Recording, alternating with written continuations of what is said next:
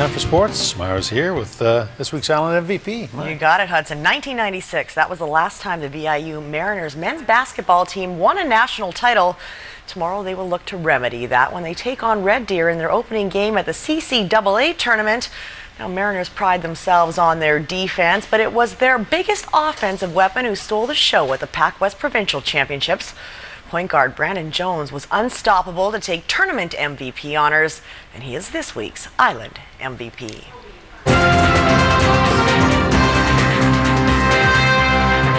This is what it looks like when Brandon Jones is in the zone.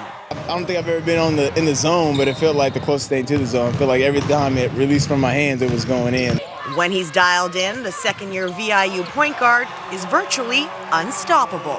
He's one of the best players I've ever played with or even seen, probably. Just crazy stuff he can do on the court. He's good. He's really good. Jones was at his best when it counted most. He poured in 29 first-half points in the semifinals of the Pac West Championship. Oh, it was just everything was falling for him. It was pretty nuts. Just he'd put up a shot and it'd go in, and he was just unreal. The whole weekend there was something different about him. He was on another level. You could just tell by looking at him he was ready to go. It's everyone's dream to try to capture the moment, and so I feel like once I was in that zone, I might as well take full advantage of it. For his point production, Brandon Jones was named Provincial Tournament MVP, and with the victory, the VIU Mariners punched their ticket to this week's national tournament. We want the ring. That's all we came for.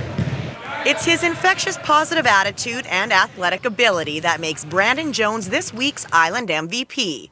He led the Mariners in points per game and assists this year and was named a first-team All-Star. He credits his successful season not to the talent in his fingers, but the fur on his face. James Harden. Yeah, I want mine to be full and big like his, but it's not quite there yet. Yeah, he loves his beard. He's the biggest fan of his beard, but fear the beard, man. A little beard belief can go a long way. Mike Commodore had one of the most impressive playoff beards in NHL history. In '06, his Carolina Hurricanes won the Stanley Cup.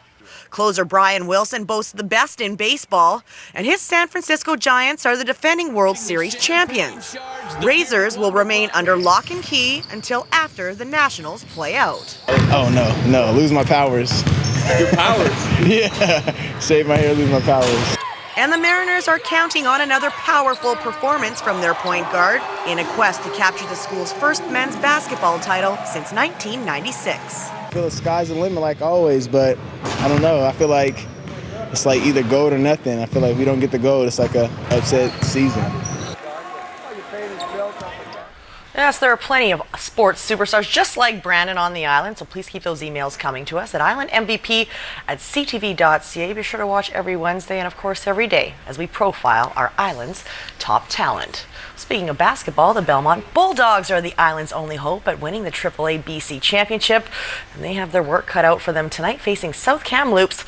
Early this afternoon, the Claremont Spartans slugged it out with the St. George's Saints, narrowly dropping that all-important first game. First quarter action, St. George's taking an early lead. James Choi on fire from downtown. Count that as 3. The Saints carry their lead late into the second quarter. Claremont not going to back down, though, going on a bit of a run. Mason Lowen, watch this, takes it at half and goes in alone for the two-handed slam. He had 27 in the game. Got some serious hang time there as well. Spartans trail 49-35 at the half, and in the third quarter, the Saints keep pressuring. Drew Ericart takes it up and is going to throw it down. Claremont with a late push in the fourth, but it just wouldn't be enough. 93-80 was the final. Now the best the Spartans can finish is 5th place. They will play the Caledonia Kermodes tomorrow at 4. Victoria Royals have one more regular season series to go before heading to Kamloops for the first round of the playoffs. Friday night, they host the Everett Silvertips at Save-On-Foods Memorial Center. Last night, the Portland Winterhawks proved once again that they will be the team to beat in the WHL postseason. As dying minutes of the first, Victoria actually gets on the board first. Taylor Crunk throws it towards the net, banks it off a defenseman. Whatever, we'll take it. It's 1-0 Royals, but the Winterhawks come back. They do their damage in the second period. And first, a familiar one. It's going to be Ty Ratty, the St. Louis Blues draft pick. Makes it look so easy. That's his 45th goal of the season, tying it at 1-1 later in the second. Hawks up 2-1. Watch the passing as Ratty and Nicholas Payton set up Brendan Leipzig for his 45th. Yes, 44-45. You can see why this team is going to do well. Taylor Peters breaks away and adds insult to injury. It was 4-1 after 40, and that would stand as the final. Do you have Corey Perry in your hockey pool? Anaheim Ducks forward will not be in the lineup for the next 4 games. He was slapped with a 4-game suspension for his late hit on forward Jason Zucker during last night's game in Minnesota. Now, Zucker left the game and did not return. It is the second suspension for Perry over his 8-year career. Here's something to note. 25 games into the season, a total of 9 suspensions have been handed down. Well, finally tonight, some shocking news from the lacrosse world as local star and former Victoria Shamrocks, Lewis Ratcliffe, has been issued a 2-year ban by the Canadian Centre for Ethics in Sport for a failed drug test during last year's Mann Cup. Ratcliffe played last season with the Langley Thunder and tested positive for 2 anabolic steroids and a prohibited narcotic pain medicine in a random test on September 12th. The ban took effect on November 10th and runs until November 9th, 2014. This means that Ratcliffe cannot compete in the Canadian Lacrosse Association or compete internationally for Canada. It does not, however, affect Ratcliffe's National Lacrosse League career with the Washington Stealth. Now, Ratcliffe released a statement just minutes ago saying the positive test came from prescribed medications used to treat a shoulder injury.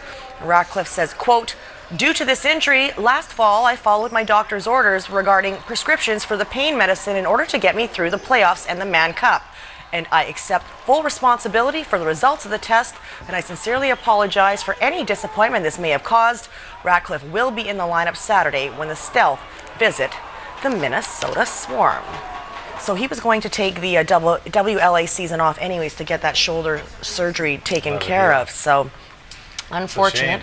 He's a good ambassador for the sport, and also said in that statement that he doesn't condone the use of steroids and that he is a fierce competitor and believes in fair competition. So, well, his statement said it all. He accepts it.